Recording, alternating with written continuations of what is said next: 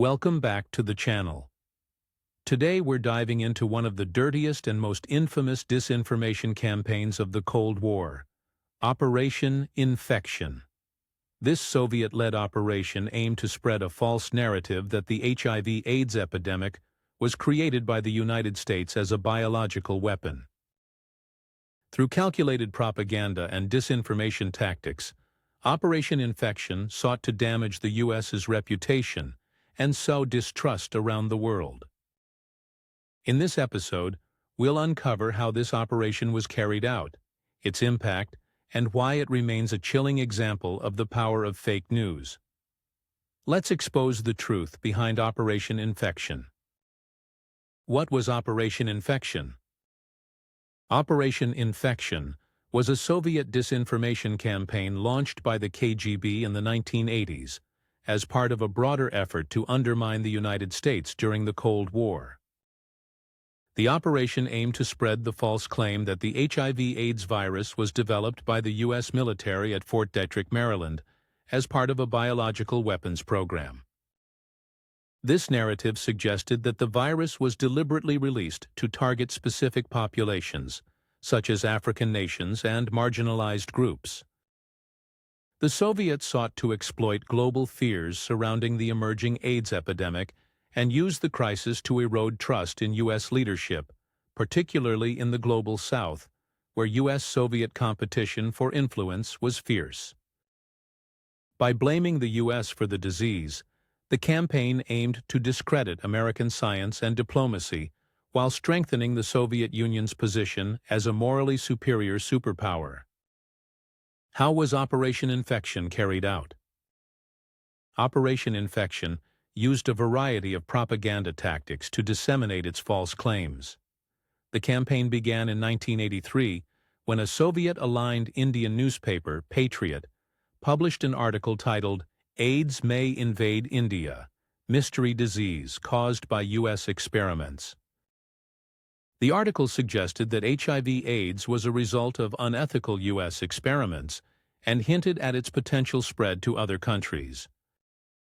The story was then amplified by Soviet-controlled media outlets across the world. Through a network of journalists, front organizations, and covert agents, the disinformation spread to newspapers in Africa, Asia, and Europe. The KGB also forged documents and manipulated pseudo-scientific studies to lend credibility to their claims. As the campaign gained traction, it exploited existing tensions, particularly in regions skeptical of Western motives. The operation also relied heavily on word-of-mouth dissemination, with targeted efforts to influence local leaders and organizations. By infiltrating anti-imperialist movements, the Soviets ensured the narrative reached key audiences, further embedding the false claim into the public consciousness. The impact of Operation INFEKTION. The campaign had devastating consequences. Many people, particularly in developing countries, began to believe that the U.S. was responsible for creating and spreading HIV/AIDS. This significantly damaged U.S. credibility, particularly in African nations, where the Soviet Union was actively vying for influence. The disinformation fueled anti-American sentiment, making it harder for the U.S. to provide effective aid and support during the AIDS epidemic. The campaign also deepened the stigma around HIV/AIDS, as it associated the disease with government conspiracies and intentional targeting. This made it harder for global health organizations to combat the epidemic effectively, as misinformation spread fear and mistrust about the origins of the virus.